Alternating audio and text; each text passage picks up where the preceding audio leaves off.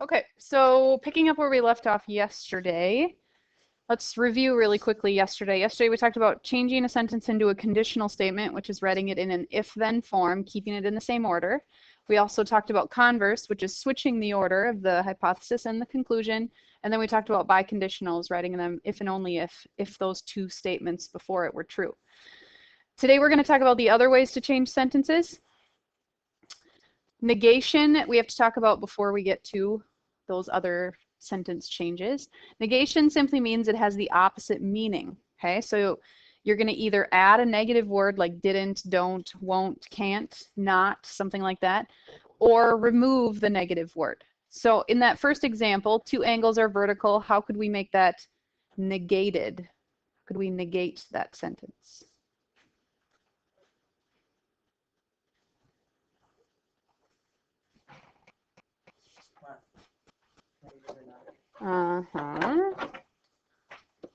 Two angles are not vertical.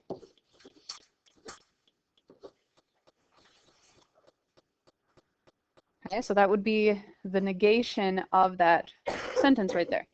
What about two lines are not parallel?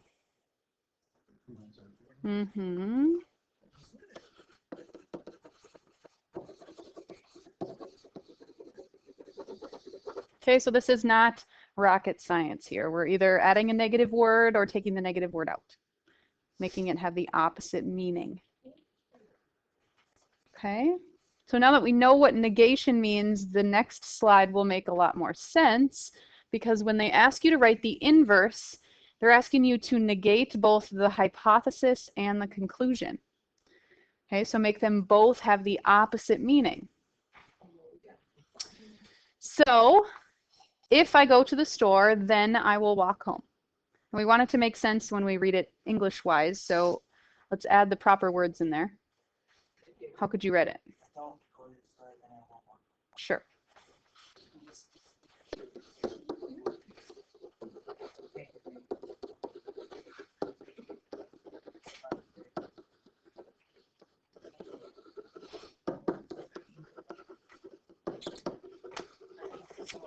Now, yesterday I was noticing a lot of you forgetting to write the word then in the middle. You were just putting a comma there and implying that the word then was in there, but I need to see that there, okay?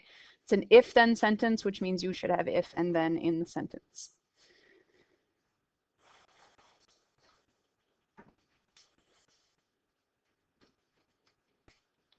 Okay, and then the last one is called contrapositive, which combines the converse and the inverse together. So it's going to negate and switch the hypothesis and conclusion. So let's try that with this sentence.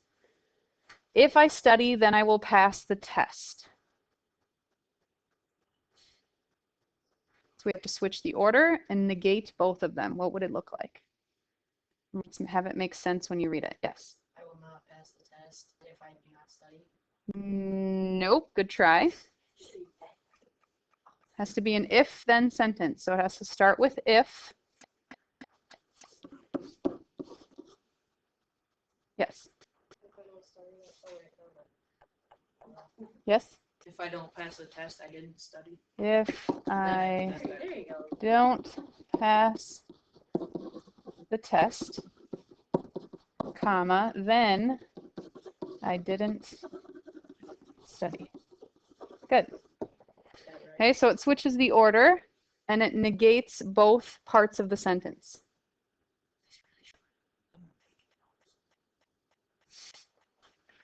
Okay, so let's summarize everything we've learned in this section. The converse tells you to do what to a sentence?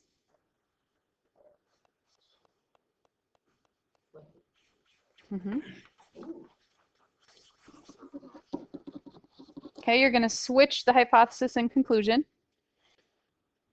What is inverse? Yep. Negates both.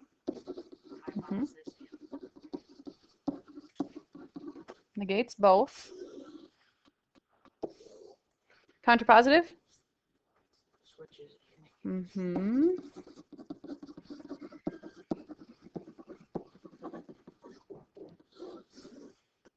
And what would be good to remind us of what biconditional is that we learned yesterday?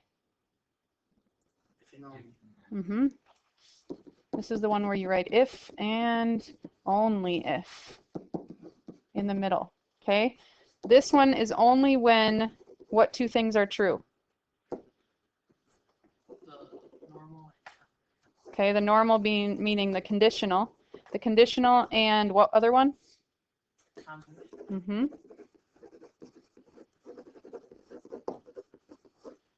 Okay, so if and only if they're both true, correct. Okay, so that's a summary of everything we have learned in 2-2. We split it up into 2 days. Questions on it?